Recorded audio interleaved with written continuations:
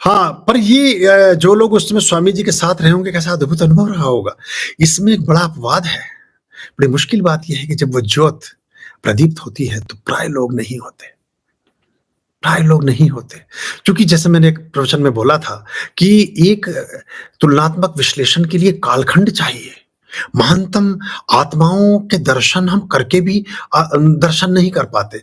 उनकी उपस्थिति को हम कभी एहसास नहीं कर पाते। हम दुनियावी झमेलों में और अपने मन मस्तिष्क की उलझनों में, अपनी खोपड़ी की खंजरी की के ध्वनि में इतने ज़्यादा संलिप्त होते हैं कि सच्ची बात और सच्ची चीज़ों को पहचान ही नहीं पाते, कर ही नहीं पाते। बहुत कालखंड के बाद उन चीज़ों को पता चलता है कि हमने क्या खो दिया और क्या चीज़ पा ली और क्या कुछ रहा। तो ये ऐसा परस्पर चलता है। तो अब उनके गुरु हैं, रामकृष्ण परमहंस हैं, उनको कंठ का कैंसर हो गया। जो माता शारदा हैं, शारदा अकेली ऐसी विधवा हैं, एक ऐसी अकेली स्त्री है, ऐसा कहना चाहिए, जो स्वयं को जिन्होंने विधवा माना ही नहीं, वो सधवा ही रही हमेशा। पूरा श्रृंगार करती रही, पूरा सब कुछ करती रही और उन्होंने काली और रामकृष्ण परमहंस के जो संवाद देखे, उसके बाद वो बड़ा विस्मित रही। खाने के बहुत शौकीन थे रामकृष्ण परमहंस। तो उन्होंने यही कहा कि मैंने शायद अपने गले का ज़्यादा इस्तेमाल किया सुस्वाद व्यंजन खाने में और मेरे साथ ऐसा हुआ। अंतिम समय में लेटे हैं बिस्तर पर और स्वामी विवेकानंद के मन में विचार आता है कि काली ने इनको 3 बार दर्शन दिए मेरे मेरे अपने अनुभव में और उससे अनेकों बार इनके दर्शन हो चुके हैं। काली के साक्षात सिद्ध महापुरुष हैं, सभी सिद्धियों से आपूरित हैं।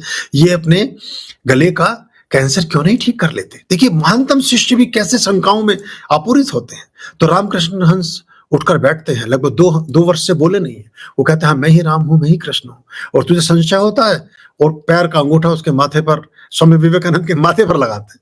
स्वामी विवेकानंद को अगले दिन होश आता है, तो उठते हैं तो फिर पूछते और कुछ पूछना? बोले नहीं, कुछ नहीं पूछना महाराज, सब दीन दर्शन सारा कुछ दुनिया का मैं सब अवलोकन कराया, सारी परिक्रमा मेरी हो गई।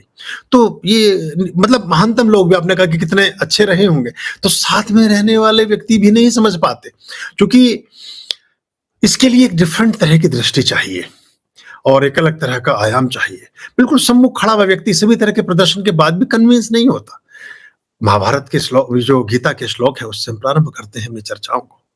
गीता का जो उपदेश हुआ वो कोई महाभारत के पश्चात नहीं हुआ कि महाभारत करने कराने के बाद स्वामी मतलब भगवान श्री कृष्ण जी घर पे पहुंचे और इत्मीनान से बैठ के गीता लिख दी ना।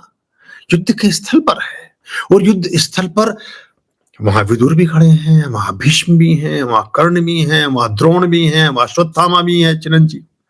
वहां कौन नहीं है? एक से एक महानतम विभूति उसी रण स्थल पर खड़े हैं, लेकिन वो किसी को दिख नहीं रहे हैं।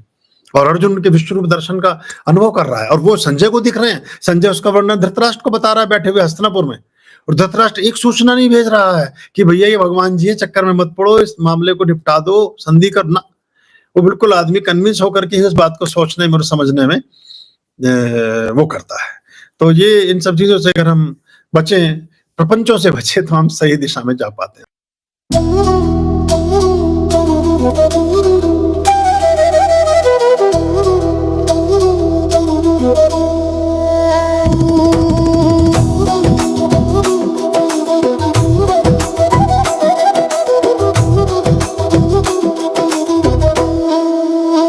वो है समय से परे, हारे शीशों का दुख हरे,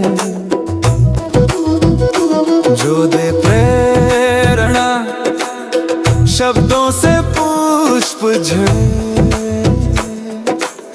जो हो जाए उनका संसार से तरे, भवसागर से तरे, संसार से तरे, भवसागर से तरे, संसार से तरे, भवसागर से